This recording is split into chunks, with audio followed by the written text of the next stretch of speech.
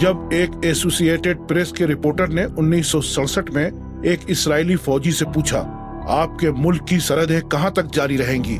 सिपाही ने फख्र से अपना बूट जमीन पर मारा और जवाब दिया, जहां तक मैं कदम रखूं। ये वो जवाब है कि जिसकी अक्कासी इस्राएली आइन में भी देखी जा सकती है।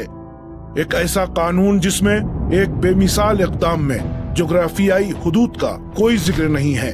सह्यूनी गासिब हुकूमतों ने हमेशा फुरात तक इलाकाई जमीनों का ख्वाब देखा है, वो ख्वाब जो इस्राएली परचम के दो नीली पट्टियों में देखा जा सकता है, जो दरियाए नील और फुरात की अलामत है। इन तमाम बरसों में इसराइल ने अपने मगरबी हामियों बिलखुसूस अमरीका की मदद से इस ख्वाब को हकीकत बनाने की कोशिश की है।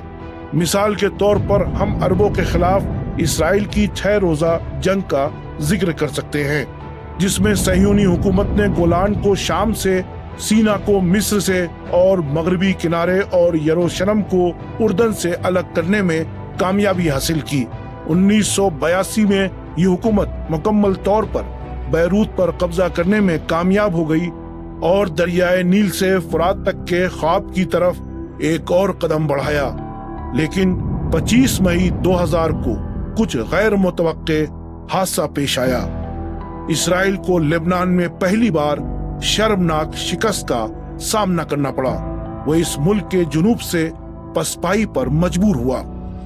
थोड़े फासले पर जुलाई 2006 में इस हुकूमत को हिजबुल्लाह की मुजाहिमती कुव्वतों की तरफ से एक जोरदार थप्पड़ रसीद किया गया और 33 रोजा जंग के नाम से मशहूर इस जंग में उसकी झूठी तसल्लुत मकबूजा इलाकों के लोगों की नजरों से हमेशा के लिए गिर गई।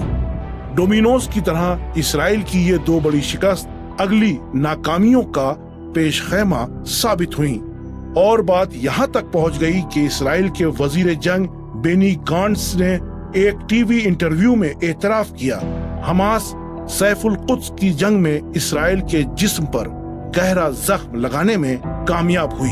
अब इस इसराइली फौज के काबिले फख्र जवाब को बरसों बीत चुके हैं। सह्यूनी हुकूमत के अजीम ख्वाब में मुट्ठी भर खाली तस्वुरात के सिवा कुछ नहीं बचा और दरियाए नील से फुरात तक पहुंचने के दावेदारों ने अपने आप को मुजाहिमती महवर के हमलों से बचाने के लिए सैकड़ों किलोमीटर मोटी दीवारों और हजारों कैमरों और हिफाजती निजामों के दरमियान बंद कर लिया।